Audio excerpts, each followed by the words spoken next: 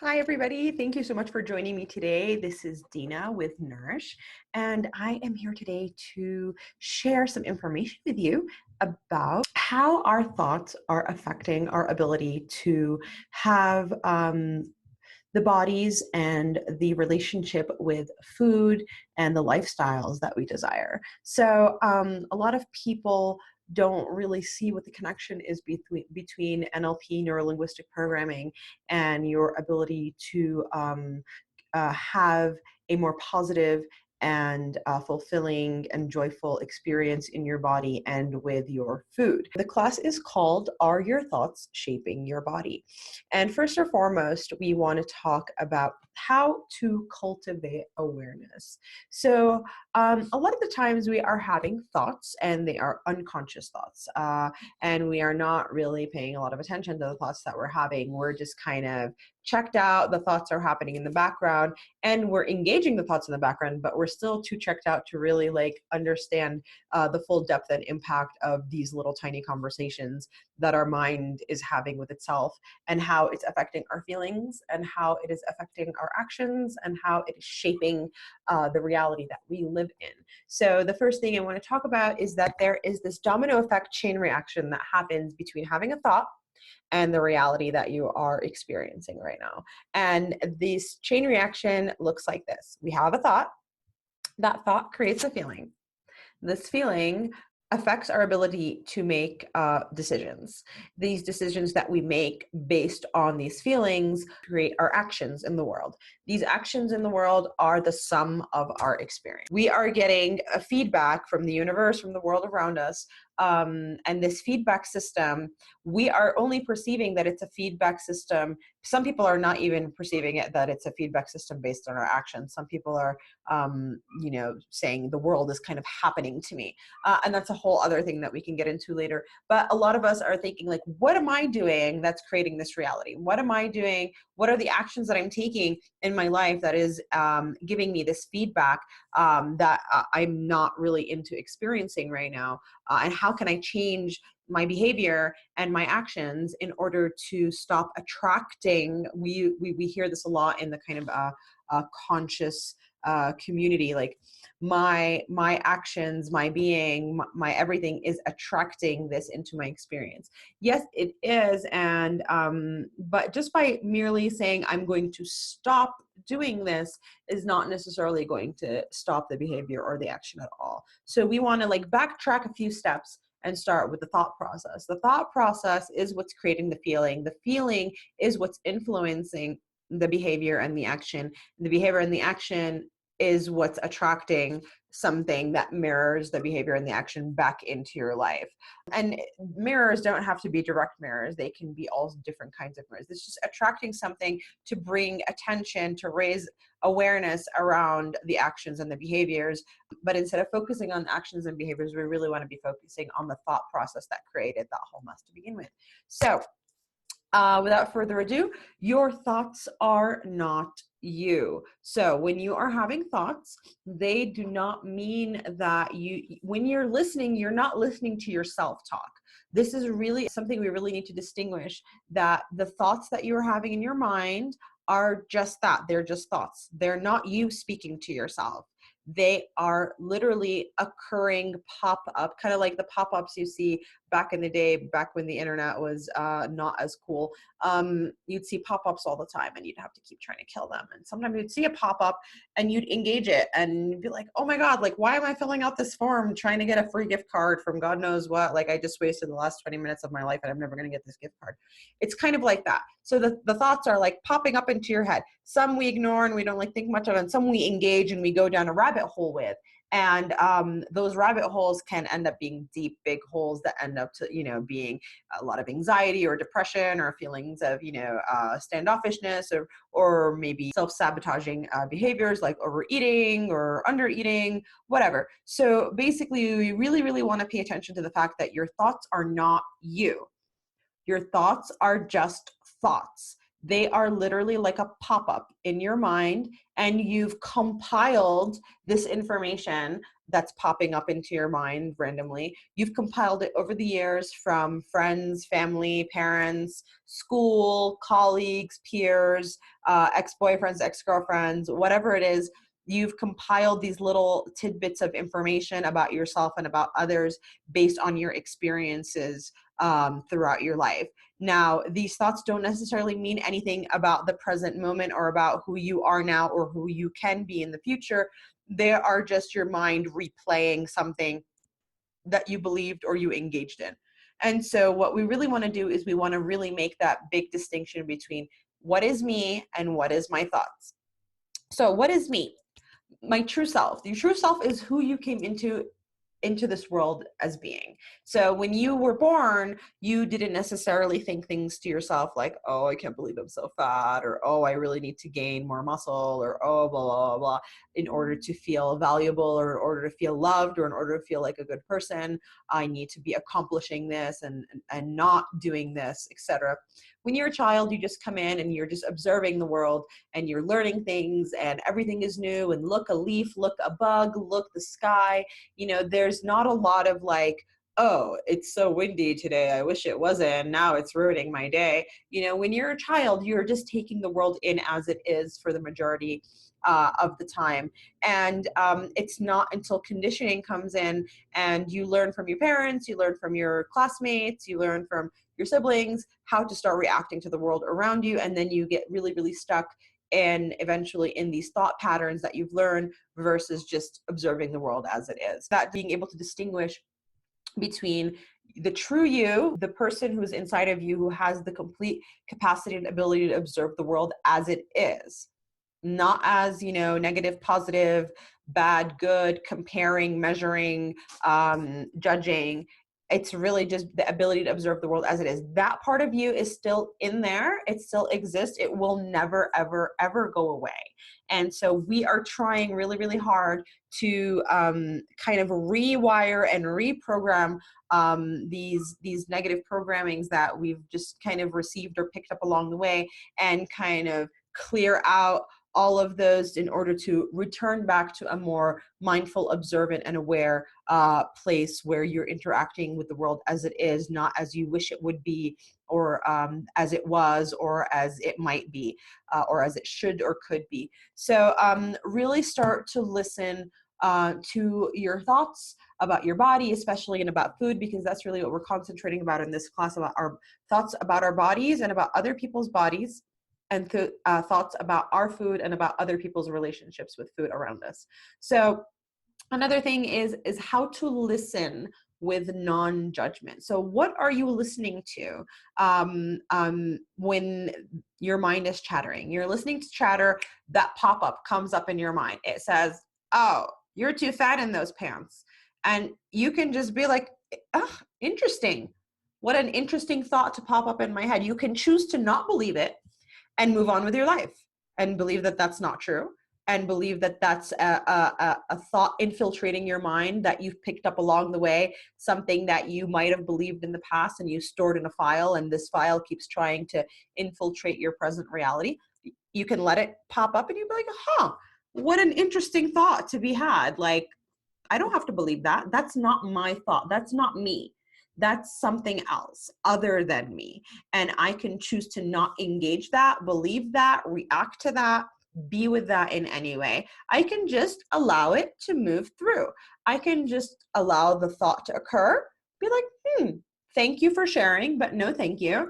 And just allow it to pass back out without it disturbing your inner peace. Now, is that really something that you're going to be able to accomplish tomorrow? You're just going to be like, hey, I've decided that I will no longer listen to my thoughts. No, it is a practice. That's why people practice yoga, practice meditation, practice a lot, spiritual practices.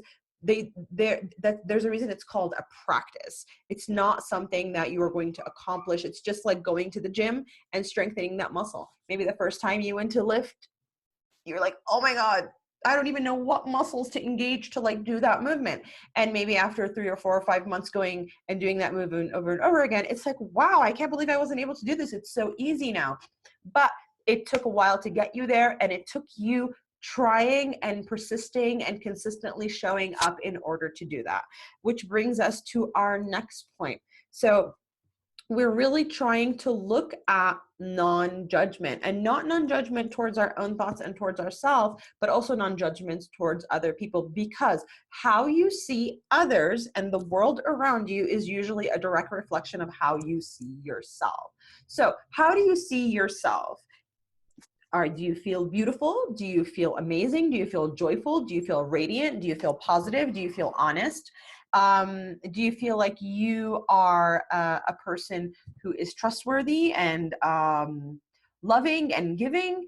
Or are these things that you tell yourself about you while you still continue to believe that the rest of the world is dishonest and untruthful and cruel and ugly? Because whatever it is that we are perceiving in the world around us and how we judge and see the world around us is a direct reflection of what we are experiencing internally towards ourselves. We might not be conscious of it, but we really want to start to bring that awareness towards how we see the world outside, how we judge others, how we judge the way someone is appearing or is dressed or is eating is usually a direct reflection of how we are judging ourselves internally. So it's really important to start looking at the thoughts that you're having towards the person walking down the street who's maybe, wearing something that you think or have been conditioned to think is unflattering on them, and start to think like, wow, like that thought is interesting. Don't judge the thought, don't judge yourself. That thought is interesting. Like, what an interesting thought to have. And then replace the thought. So once we're able to kind of A, become aware of the thought, B, don't judge it, just kind of like be like, oh, that's very interesting thought to be had. And 3 is to replace the thought immediately with something of the opposite nature. So I'm witnessing this man walk across the street. He is not fitting any kind of standards that society has given me in terms of what looks like someone who is handsome or achieved or a functional part of our society. I've been conditioned to see the world through this lens. So when I have those lenses on, I'm going to be seeing people in that way, whether they fit the check boxes or they don't fit the check boxes, or maybe they fit a few of them and they don't fit the other. I'm constantly assessing and measuring based on how one's looks and appearance is informing me about their level of success, lovability, value, all that kind of stuff. So I'm witnessing this person walking down the street, and I'm judging them for not fitting my picture that I've been taught about, what is beautiful, what is successful, what is amazing. And I witness it, and I witness myself witnessing this person and making a judgment.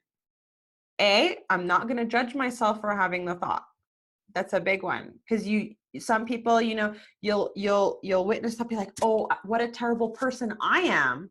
So now you just basically flipped the coin onto yourself. You really didn't transcend the thought process. So you're continuing the negative thought process, but now instead of projecting it outwards towards this person, you're judging yourself now for judging this person, and it's really not helping or healing anything. So you have the thought, you're like, oh, what an interesting thought. That's not true.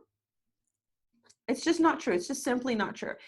What is the truth? The truth is this person is human. That's the only truth. That's the only thing to be seen here. This is a human being. That's it.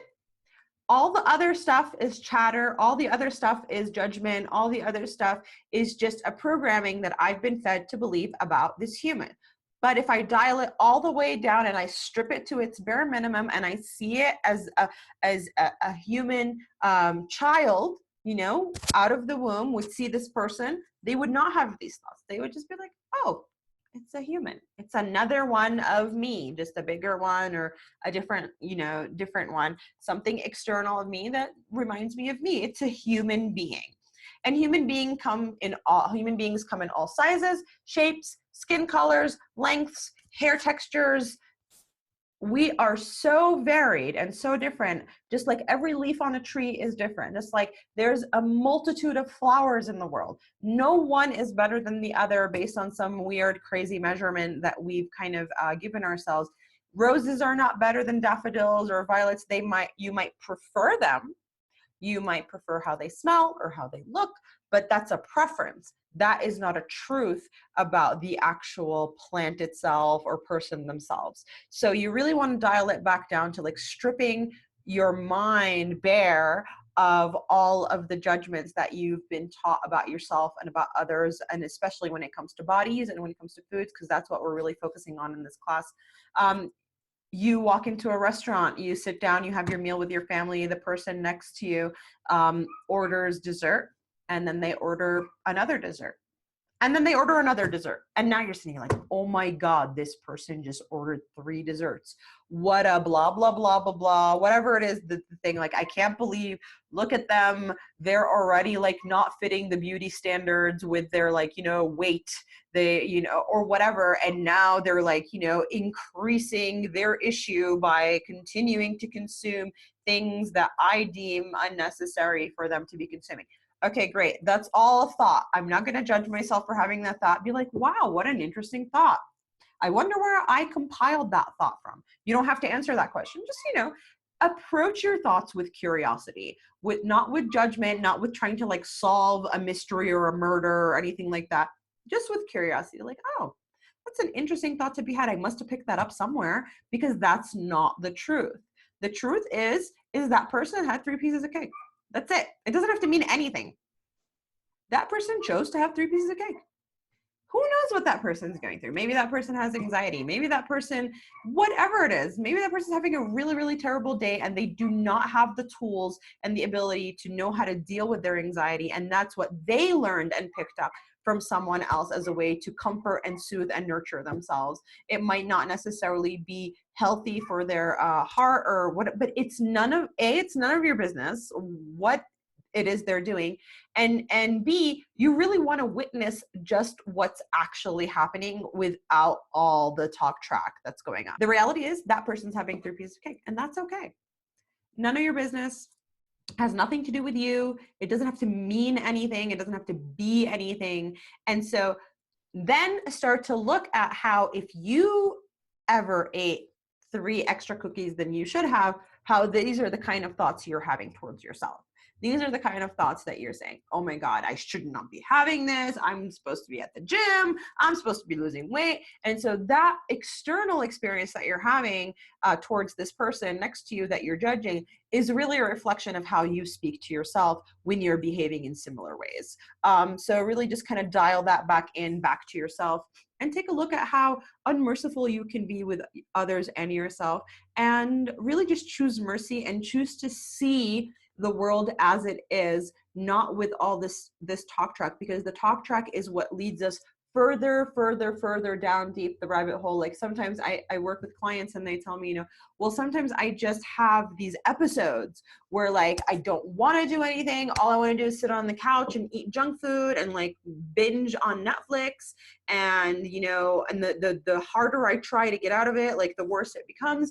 And I usually almost always start to ask them to start writing down the thoughts that they're having when they're sitting on the couch eating, whatever Breyer's ice cream and watching like 7 seasons of I don't know what.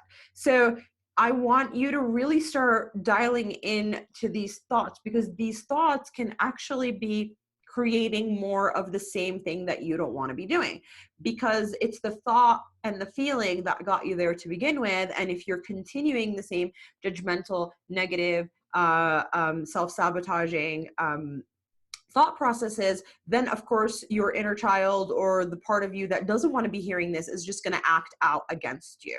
And the acting out might be the eating all the ice cream and watching the Netflix, well, whatever it is. A lot of people have different ways of self-sabotaging their goals. And basically a lot of it is deeply rooted in your thought process and how you manage your thoughts and how you manage the situations or the undesirable actions or behaviors that are happening in your life are deeply rooted in the way that you use your thoughts to motivate yourself to stop the behavior. So we really want to talk about why telling yourself to stop a behavior is never going to work.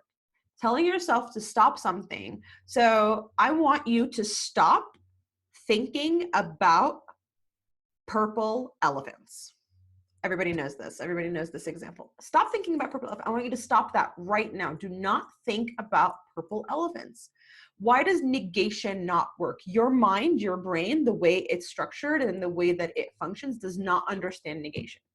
So when you say, don't eat cookies, I shouldn't be having cookies, I told myself I wasn't going to eat any more sugar, all your brain is hearing is cookies, cookies, sugar, sugar, chocolate.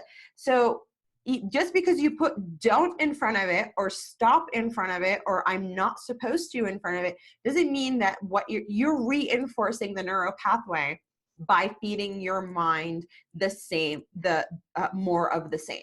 So if you want to quote unquote stop eating sugar, really you want to dial it back and take a look at how you're talking about your mind. You're talking to yourself in your mind about sugar. Maybe we want to just completely close that neural pathway of sugar and rewire it. What do we want to rewire it towards, right? So we don't quote unquote want to be eating sugar. But what your mind doesn't care what you don't want to do. It cares what you want to do. So instead of saying, I shouldn't be having a cookie, say, I should really be having whatever, a smoothie. I should really be having a healthy, nutritious meal. I should really be having. So you look at the cookie, you acknowledge it, you acknowledge your desire to have it. But instead of telling yourself, don't have it, I shouldn't be having it, I can't believe I want this, what is wrong with me, I already had 3 cookies, why do I want another one? Stop all of that and redirect the energy to what you do want to be doing. I want to be drinking a hot, nourishing cup of rose tea. I want to be making myself a beautiful aromatic pot of vegetable soup. Whatever it is that nurtures your soul and you know is good for you, know is healing for you, and you know when you do it makes you feel good, not good because you satisfied your taste buds, but good because your body is literally vibrant and radiant after you do it. So once you come to this point where you start to understand the things that make you feel vibrant and radiant, you start to swap out the negative talk track about how you should and shouldn't be doing XYZ for, hey, I should be doing blah, blah, blah. And not just should, actually should is not even that great. I love feeling radiant and healthy after I drink my smoothie and really connect it to a feeling. A lot of people don't know what feelings are, and it's taken me a long time, and I'm still not perfect at it because we say things that are feelings that are not feelings. Like, I feel fat. Nobody feels fat. Fat is not a feeling. Fat is a clump of lipid cells that live in your body.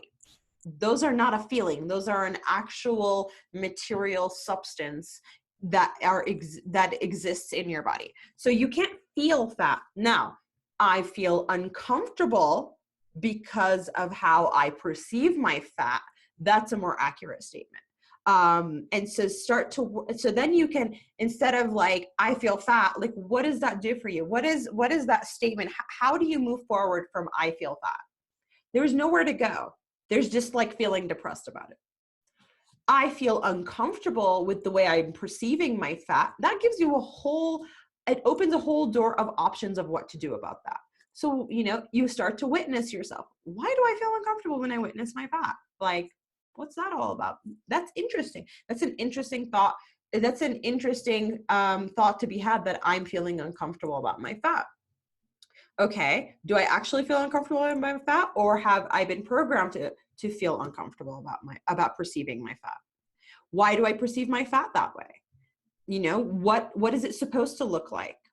Why is it supposed to look like that? That can open a whole other door for questioning and for bringing awareness and bringing attention into what's actually going on in the dynamics. But when you are making statements that you feel something and that thing is not a feeling, it really doesn't give you much option of what to do. And it doesn't give you an option for alternative, because I can say, I feel uncomfortable because my pants don't fit me the way that I think they should fit me. And so a solution to that is just to go buy a pair of pants that fit me better. I'm not supposed to fit in these pants. I'm not supposed to look good in these pants. Oh, all the other people are wearing pants like these and they look good in them, and why don't I? And blah, blah, blah, blah. Now I'm feeding into the thought with more negativity, and I'm spiraling out in it because I'm not just witnessing and observing. Instead, just witness and observe the thought. Like, hey, is that true? No, I don't have to wear these pants. I don't have to look a certain way in these pants. I can feel comfortable in another pair of pants that make me feel comfortable. It's about finding the pants that make me feel comfortable, not that make me look a certain way, right? Most of all, you want to feel radiant, joyful, comfortable, relaxed, nourished, open, vulnerable, happy. Like, these are the things that we want to really cultivate in our life, not I want to feel skinny. That's not a feeling. I want to feel sexy. That's not a feeling. Sexy is not a feeling. Sexy is a way someone else interprets your sexual value. And that could be different from one person to another. So what is quote unquote sexy to this person is completely different to the other person, because we all have different preferences. And so I feel sexy, that doesn't mean anything. Now, I feel confident, that's a whole other reality. And you can feel confident no matter what you're wearing, or whether you're meeting mainstream expectations of beauty or not. You can feel confident and radiant and happy and healthy. Health and joy and radiance are something that transcend all of these concepts. So when you're feeling confident, when you're feeling joyful, when you're feeling loving and giving and empathetic, that's what really turns other people on, and that's what really attracts other people to you. It's not necessarily this like, oh, I can fit into this dress and my legs look like this and whatever, because there are a lot of people who can fit into a size whatever and are, have the legs that look like whatnot and the hair extension, and maybe they're miserable. They might look the part, but they might not actually have happiness. They might have eating disorders. They might, be unable to keep a successful relationship. They might not have any friends. They might not treat other people well. So like, is really achieving this external one size fit all thing that we're all being fed, is achieving that really the goal, or is the feelings that this image is giving us? So this image is trying to tell us, like, if you look like this, you will then feel this way. So we're really not really looking to look that way. That's really not what they're selling us. They're selling us a feeling.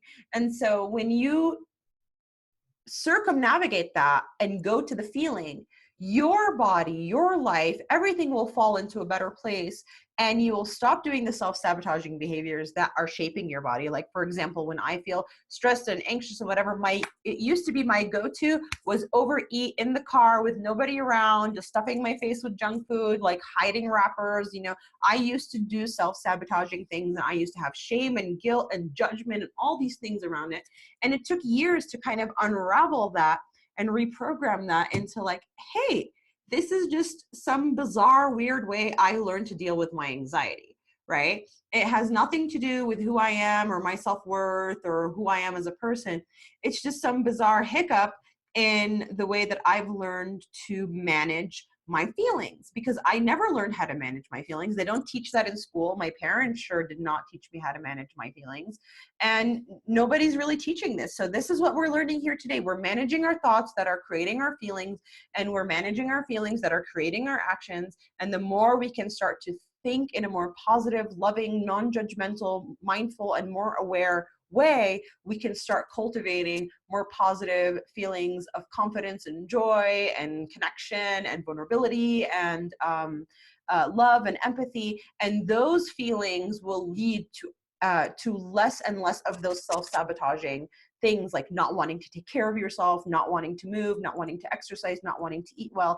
Those are all ways that your body and your inner child is basically lashing out at the thoughts and feelings that you're flooding. The thoughts are creating toxicity in your body because your thoughts create feelings, and these feelings are literally hormones.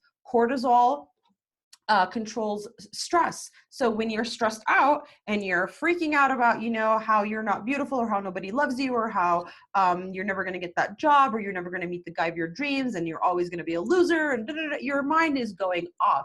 It is literally flooding your system with toxicity.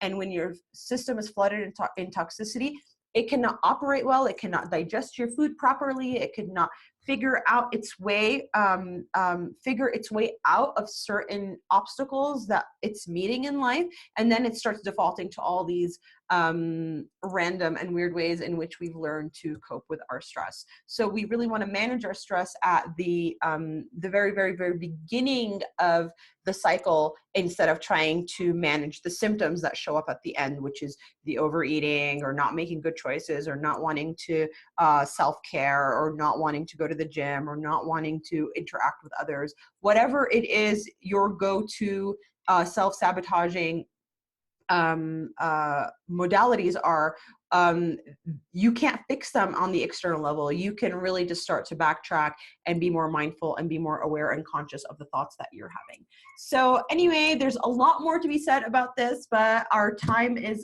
up for today, and we will touch more upon this in further classes.